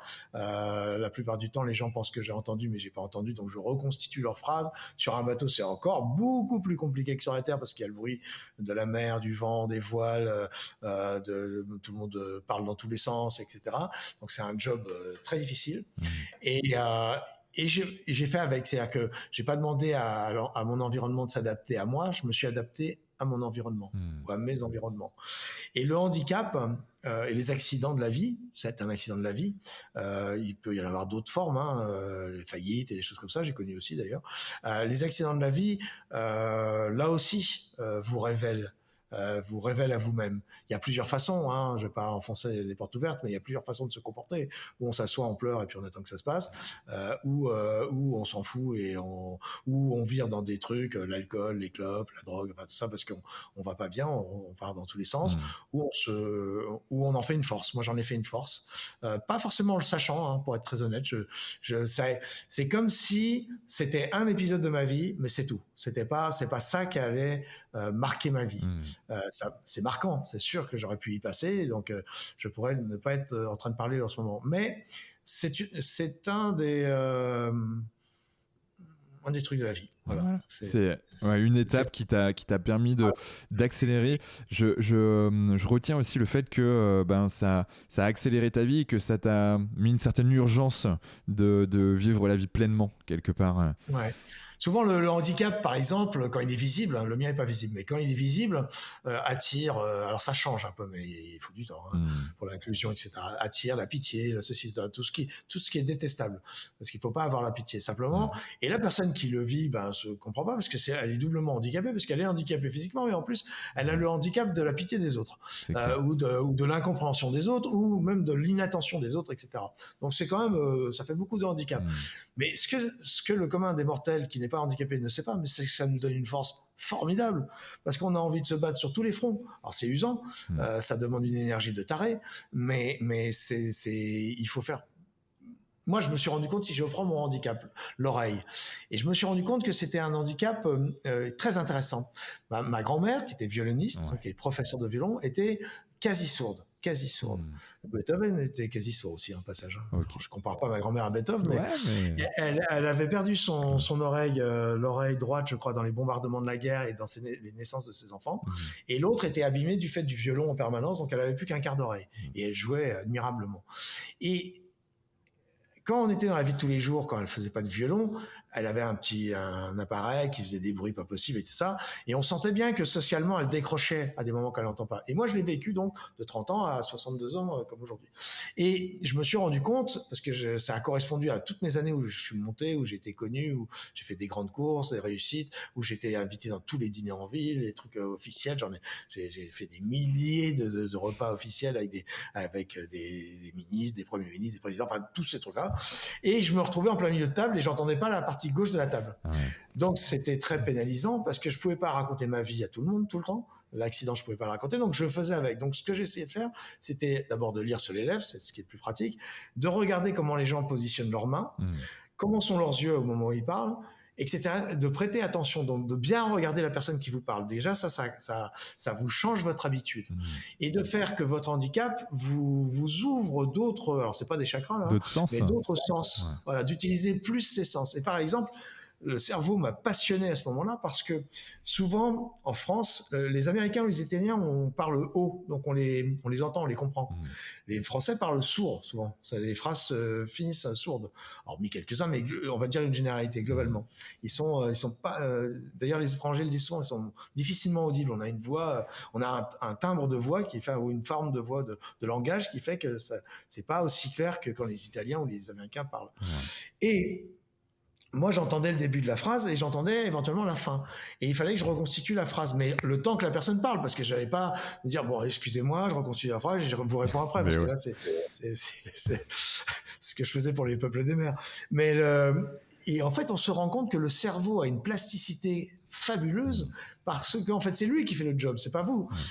C'est que lui il chope les premières phrases, il voit avec les yeux, la bouche, les mains que la personne a voulu vous dire bah hier je suis parti en voiture pour faire des courses, je dis n'importe quoi. C'est des phrases super compliquées à reconstituer parce qu'il n'y a pas de point saillant, c'est pas quelqu'un qui dit bon bah je suis monté, j'ai fait l'ascension de l'Everest, etc. Où là on a des choses qui vous passionnent. Quelqu'un qui part faire ses courses c'est pas forcément passionnant. Et bien en fait, le cerveau va faire le job entre nos propres yeux, la façon dont la personne vous parle vient vers vous. Alors, de temps en temps, on se trompe. Mais après, peu à peu, au bout de 30 ans d'ailleurs, votre logiciel s'affine. Ouais. C'est un peu comme un logiciel de audio. Il s'affine avec le son de votre voix. Et là, vous comprenez que la personne a voulu vous dire ça.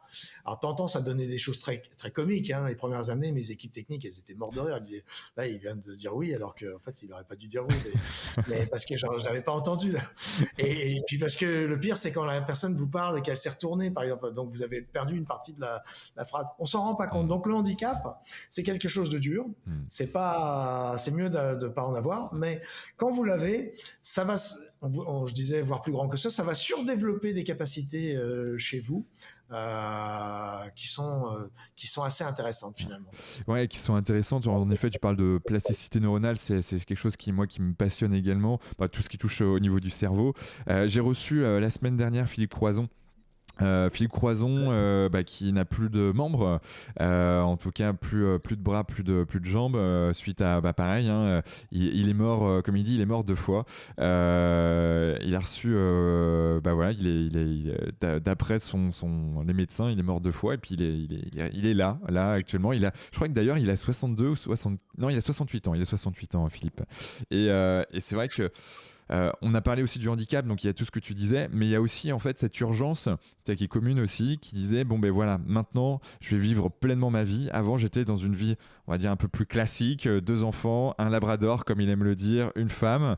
Bon, du jour au lendemain ma femme me quitte. Bon voilà, j'ai mes 2 enfants, il y en a un qui vient de naître, donc faut que je sois un exemple pour lui. Et puis j'ai des rêves. Et puis maintenant je vais faire la traversée de la Manche à la nage.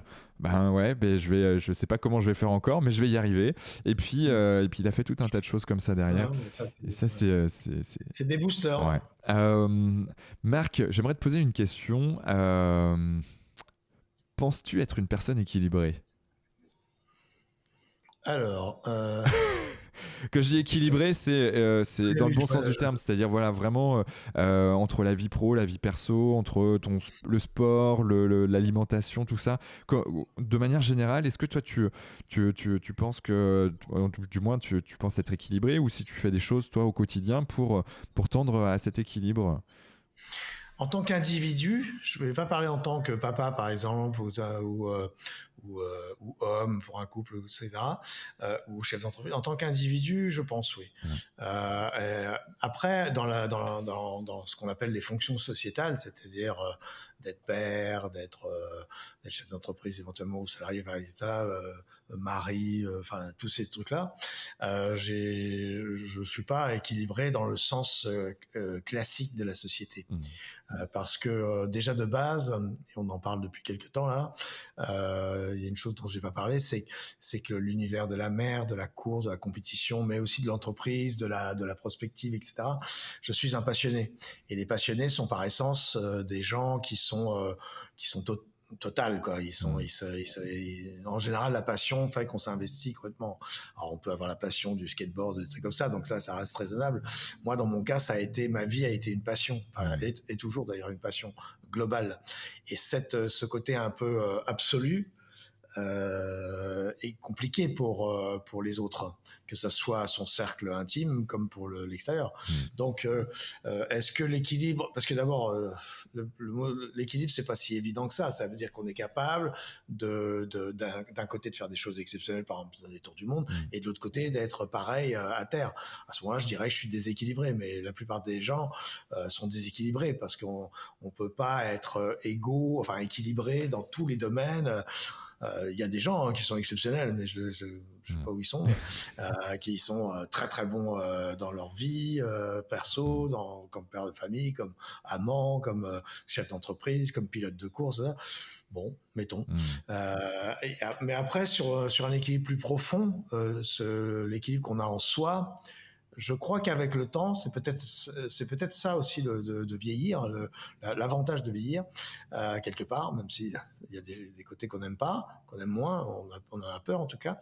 C'est que les différents enseignements, les différents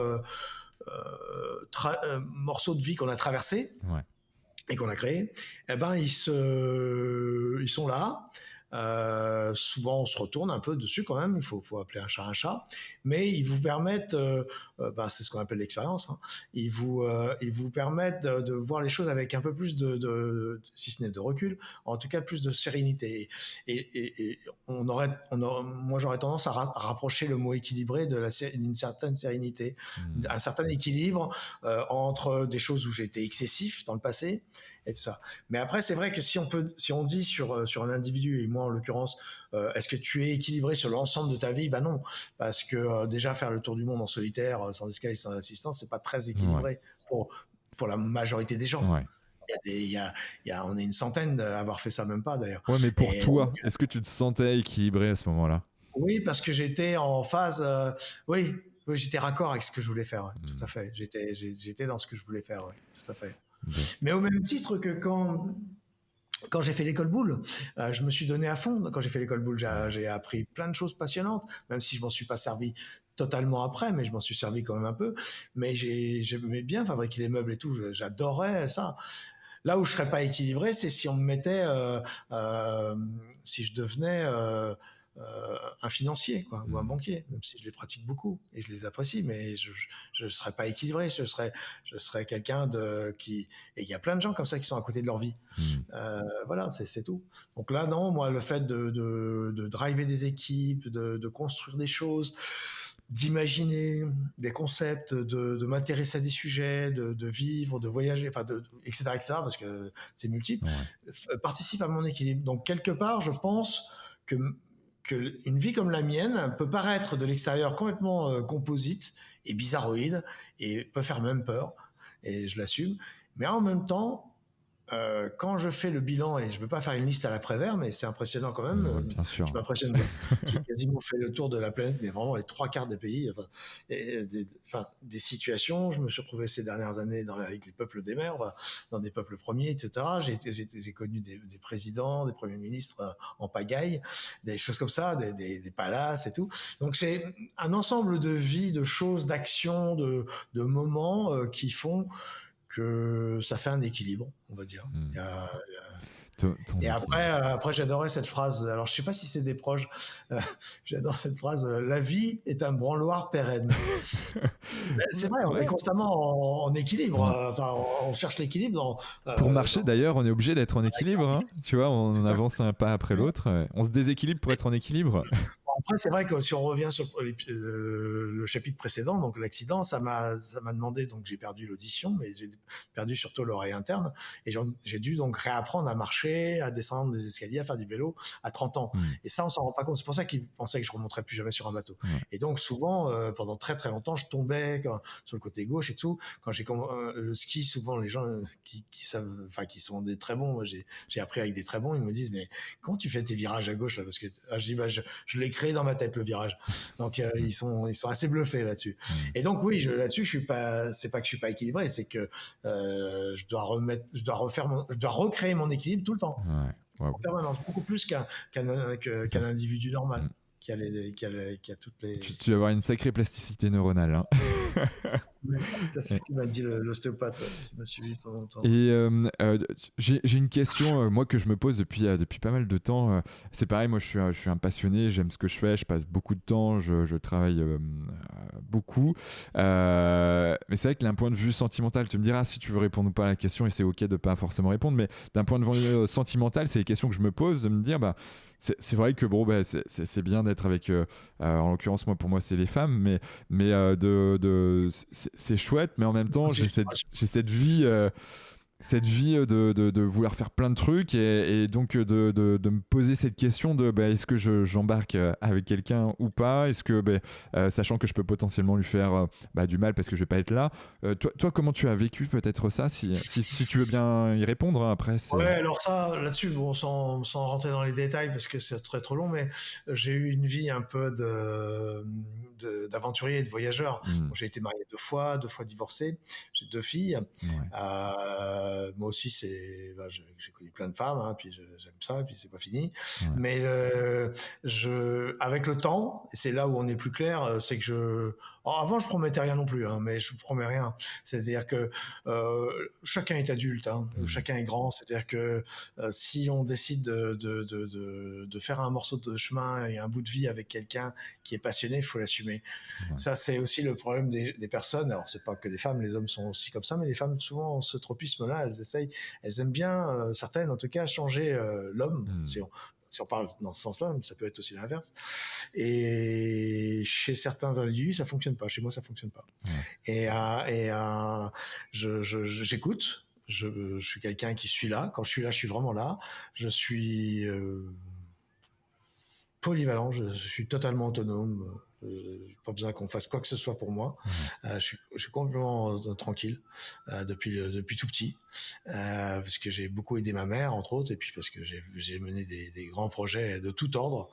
Mais le côté le couple, on va dire pour parler court, c'est quelque chose sur lequel j'ai pas vraiment réussi. On va dire, j'ai réussi un peu, mais c'est pas là-dessus que je vais recevoir le prix Nobel. Non, ça c'est sûr. Donc j'ai fait des couples, mais j'ai pas tenu parce que, et c'est pas une histoire de la mythologie, un marin, des femmes dans chaque port et tout ça. Ça, c'est des histoires pour les terriens qui se racontent. Oui, les marins de commerce, mais les marins de course sont souvent avec la même femme, ont des enfants et tout ça. C'est pas le truc. C'est aussi une personnalité, une exigence. Le monde de la course à ce niveau-là, c'est très dur. L'univers public aussi. Moi, je suis devenu quelqu'un de public assez tôt. Enfin, il y a quelques années. Alors, je suis beaucoup plus calme aujourd'hui, mais à une époque, c'était quand même un peu difficile, un peu l'enfer, on va dire. Et donc, il y a des pétages de câbles, il y a tout ça. C'est pas facile pour les gens qui sont à côté. Et voilà. Ok. Mais pardon, pour résumer, je pense que quelqu'un qui décide de faire sa vie, ou en tout cas un morceau de sa vie avec un passionné ou une passionnée, doit savoir ce qu'il attend. Donc doit assumer la chose. C'est un rôle. C'est pas à toi, si on parle de toi par exemple ou de moi. Oui, il faut être cash et clair. Il faut pas masquer les choses, mais on n'a pas à s'excuser de ce que l'on est. Ou à le mettre sous le tapis, parce que de toute manière ça ressort toujours. Ouais. Et, et je pense qu'on est mal embarqué avec quelqu'un si d'entrée de jeu ou peu à peu on essaye de le changer, oui, mais de trop le changer, c'est-à-dire de lui enlever ce qui fait son essence. Mm. Et ça, souvent, c'est l'erreur. C'est qu'on est attiré par quelqu'un pour des choses, Mm. pour certaines choses. Je mets de côté la beauté ou l'argent. Pour des choses, par exemple, intellectuelles, philosophiques et tout. Et puis, on va essayer Moi, j'ai jamais fait ça. Hein. Mais sincèrement, je l'ai jamais fait. J'ai jamais cherché à changer quelqu'un. Mm. Même dans les gens que j'ai salariés. Non, ils vont essayer de les changer. Moi, j'ai souvent subi ça, par contre. D'accord. J'ai beaucoup subi ça. C'était très problématique. Et est-ce que tu as aussi vécu le fait, à un moment donné, de vouloir coller à la personne en face de toi? Ce qui Non, t'a moi non. vite après... Non, Je pas. Non, d'accord. non, par contre, j'ai souffert sur le rapport humain, on va dire, et Mm. pas seulement femme-homme. Hein. J'ai souffert je suis un anti-microcosme, un anti-milieu fermé. Je suis plutôt un homme de monde ouvert, de la globalisation, on va dire, pour parler comme les gens.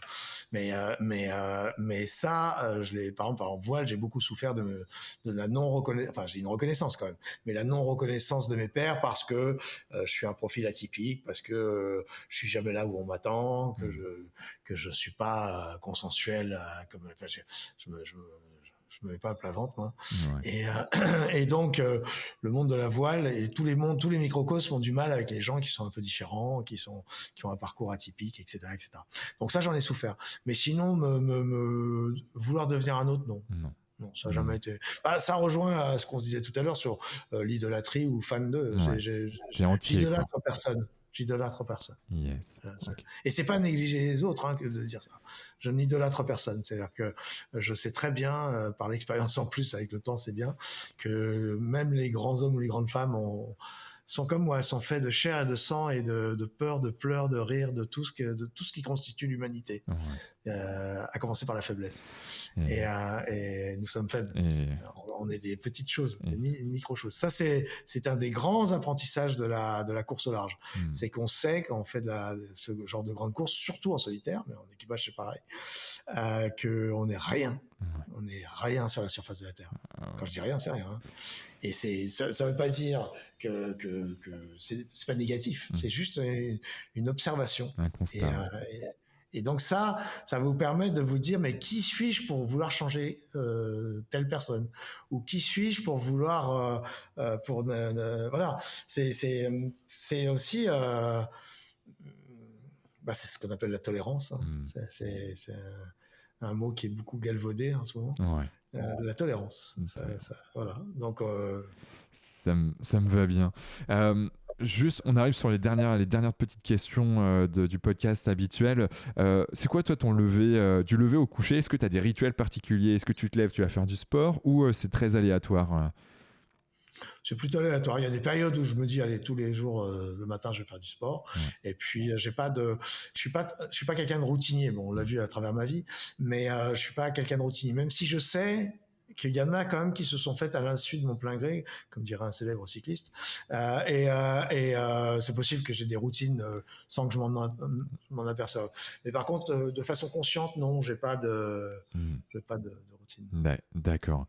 Est-ce qu'il y a une sorte de croyance, un mantra particulier, toi, qui t'a toujours animé, ou c'est la volonté d'avancer, faire de la voile, ou une phrase que tu te dis régulièrement, ou Il y a une phrase c'est mon frère qui me l'avait écrite dans mon bateau et qui était géniale parce que j'ai fait rire des tas de gens dans les conférences. Je la sors pas tout le temps, je la sors de temps en temps. Ouais. Il m'avait écrit au feutre, au marqueur, Marc, réveille-toi chaque matin avec la volonté de bouffer le cul d'un ours.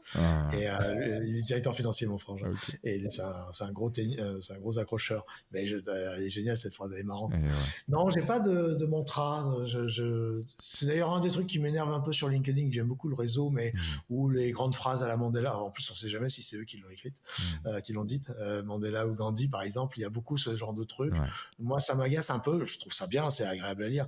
Mais bon, il faut vivre. c'est mon point de vue, hein, on n'est pas obligé de le partager. Il faut vivre au-dessus de ça. C'est-à-dire que, pour reprendre ta question, je pense que c'est plutôt la volonté. C'est-à-dire, et d'ailleurs, c'est aussi quelque chose qu'il faut exprimer. Il y a aussi, quand il y a la volonté, il y a aussi le manque de volonté. Il y a des moments où on procrastine. Il y a des moments où j'ai procrastiné ces dernières années où j'étais fatigué, où j'étais usé par mes projets, où j'avais trop mené de choses à la fois. Je m'étais gouffré. J'avais cette levée de fonds qui n'arrivait pas, que je n'ai pas réussi. Ces essais, ces croyances, enfin ces espoirs plutôt, pas des croyances dans certaines pistes que j'ai travaillé pendant des mois et des mois et des mois. Eh bien, ça vous fait que de temps en temps la volonté vous fait défaut, quoi. On n'arrive plus à la retrouver. Donc il faut l'accepter, ça aussi. Je pense qu'il faut accepter autant d'avoir la volonté de s'arracher d'une situation et dans une condition telle, si on veut atteindre un objectif, et puis que des moments, ça soit, comme on dit l'expression ancienne, Waterloo morne pleine, quoi. Ça soit tout plat, encéphalogramme plat, et qu'on n'a pas la volonté pour s'arracher. C'est comme les matins où on se réveille. Et il y a globalement rien qui fonctionne bien. Ça veut pas dire que la journée est foutue. C'est clair. En fait, c'est une habitude de tour du mondiste, ça aussi. C'est qu'il y a des jours où il se passe rien d'exceptionnel. Il faut faire comme si c'est des jours où il se passe rien d'exceptionnel. Faut la passer, quoi. Et puis, garder des forces pour les jours où ça va être exceptionnel. Yes, ok. Bon, c'est entendu.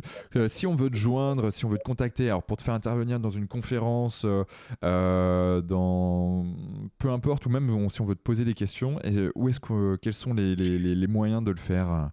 Avec plaisir déjà, parce que d'abord j'aime bien faire cet exercice-là, puis ça m'est utile parce que ça permet de lever mes projets, de faire avancer mes projets.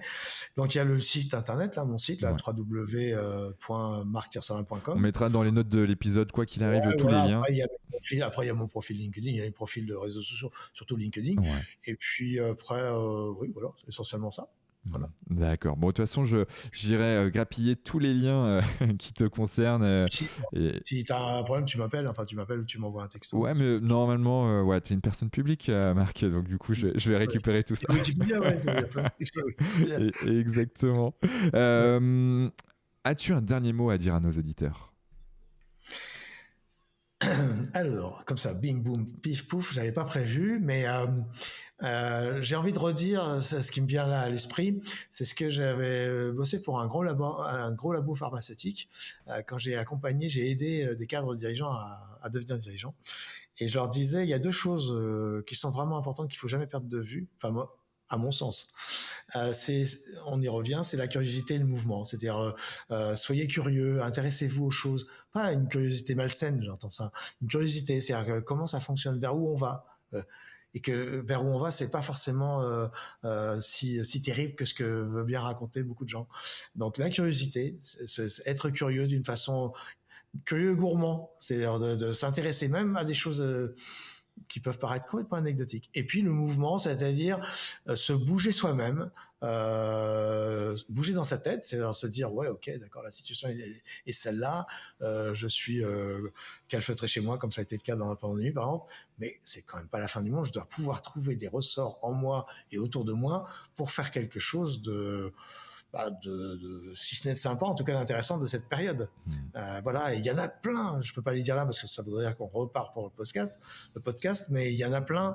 Et on a en plus des outils qui n'existaient pas il y a 50 ans, donc on a quand même de quoi nourrir sa curiosité et se mettre en mouvement d'une façon ou d'une autre.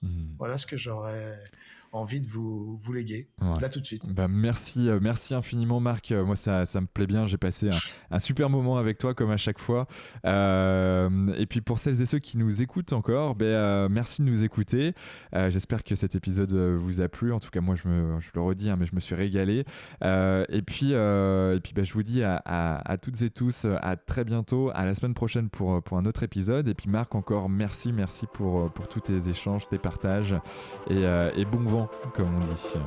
Merci, et puis bonne année à tout le monde. Salut.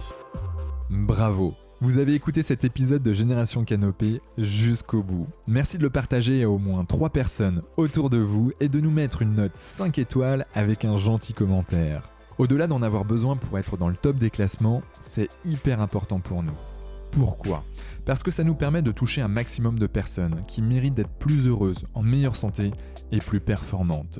D'autant plus que, plus nous aurons d'abonnés, plus nous pourrons attirer des personnalités exceptionnelles avec tout ce qu'elles ont à nous apporter.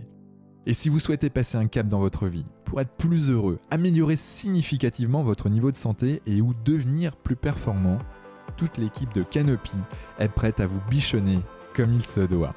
Vous n'avez qu'une seule chose à faire.